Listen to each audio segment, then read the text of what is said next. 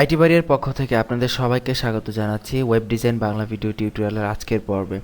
গত পর্বে আমরা আমাদের ওয়েব পেজকে এই পর্যায়ে নিয়ে আসতে পেরেছি এবং আজকের পর্বে আমরা যে বিষয়টি দেখব সেটি হচ্ছে ফ্যাবিকন বা ফ্যাব আইকন কিভাবে ইউজ করতে হয়, তো সেটার ব্যবহার। তো দেখুন, ফ্যাব আইকন আসলে জিনিসটা কি বা ফ্যাবিকন বলা হয় এর সংক্ষেপে। সো এই জিনিসটা কি আমরা সেটা আগে দেখি। আমরা যদি itbari.com ভিজিট করি বা অলমোস্ট এভরি সাইট ভিজিট করলে ওপরে এখানে বাম পাশে ছোট্ট একটা আইকন দেখতে পাবেন, যে আইকনটি দ্বারা বোঝা যায় একটি ওয়েবসাইট রিপ্রেজেন্ট করে।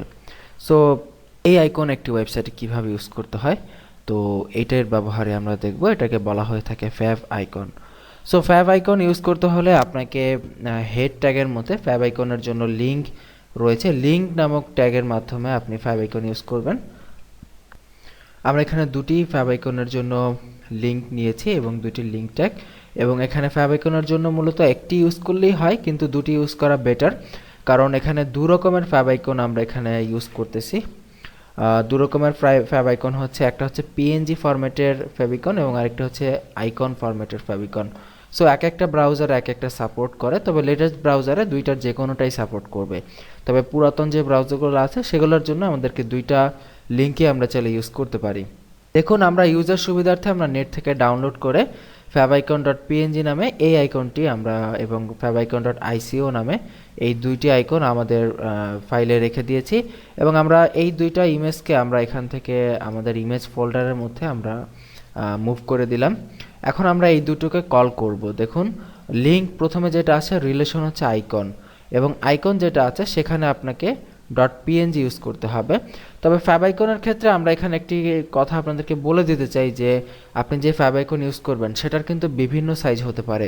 16x16 হতে পারে, 24x24 হতে পারে, 32x32 হতে পারে, অথবা 64x64 হতে পারে। আপনি যে কোনোটা ইউজ করেন না কেন, এটা নিয়ে বিভিন্ন ধরনের মতভেদ রয়েছে। তো আপনি যে কোনোটা যে কোনো সাইজ ইউজ করতে পারেন, তবে অবশ্যই এটা স্কোয়ার সাইজ হওয়াটাই বেটার।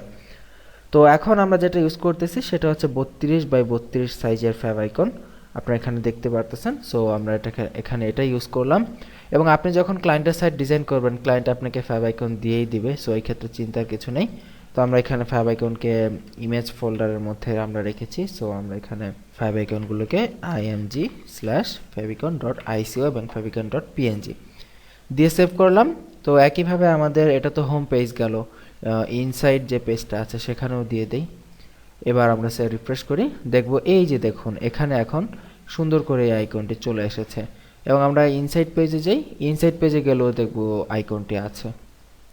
সো এই হচ্ছে ফ্যাব আইকনের ব্যবহার। আমরা খুব ইজিলি আমরা ফ্যাব আইকনগুলো এখানে ইউজ করতে পারলাম, এবং এটা খুবই সিম্পল, জাস্ট লিঙ্ক ট্যাগ দিয়ে আমাদের এবং রিলেশন আইকন এবং শর্টকাট আইকন দিয়ে আমরা এখানে ফ্যাব আইকনকে কল করেছি। এখানে টাইপ আছে, টাইপ ইমেজ অথবা পিএনজি। সো এই টাইপটা দেওয়ার প্রয়োজন পড়ে না, কারণ আমরা জানি HTML5 এই টাইপ অ্যাট্রিবিউট ম্যাক্সিমাম ক্ষেত্রে প্রয়োজন হয় না বা লাগে না। তো তারপর আমরা এখানে টাইপ অ্যাট্রিবিউটও রেখে দিয়েছি। তো আশা করি ফ্যাব আইকনের ব্যবহার বুঝতে পেরেছেন এবং আপনি আপনার পেজ ইমপ্লিমেন্ট করবেন। এবং আমাদের এর মধ্যে আমরা এই দুইটা পেজ কমপ্লিট করেছি, এবং আশা করি আমাদের আর কিছু এখানে তেমন কিছুই বাদ নেই একটি পেজ ডিজাইন করতে। আমরা দুই ধরনের দুইটা পেজ ডিজাইন করে আপনাদেরকে দেখিয়ে দিয়েছি, এবং এখানেই মূলত এই পেজের সমাপ্তি ঘটতেছে। আমরা নেক্সটের পর্বে হয়তো আরও অন্যান্য পেজ ডিজাইন দেখতে পারি, বা এই যে পেজগুলো আমরা করলাম এই পেজগুলোকে আমরা যদি টোটাল ওয়ার্ল্ডকে দেখাতে চাই বা অনলাইনে নিয়ে যেতে চাই, তো সেইটা কিভাবে নেব সেই বিষয়গুলো আমরা পরবর্তী পর্বে ধীরে ধীরে জানতে পারবো। তো সেই পর্বগুলোর আমন্ত্রণ জানিয়ে এখানে বিদায় নিচ্ছি। ভালো থাকবেন সবাই, সুস্থ থাকবেন। আল্লাহ হাফিজ।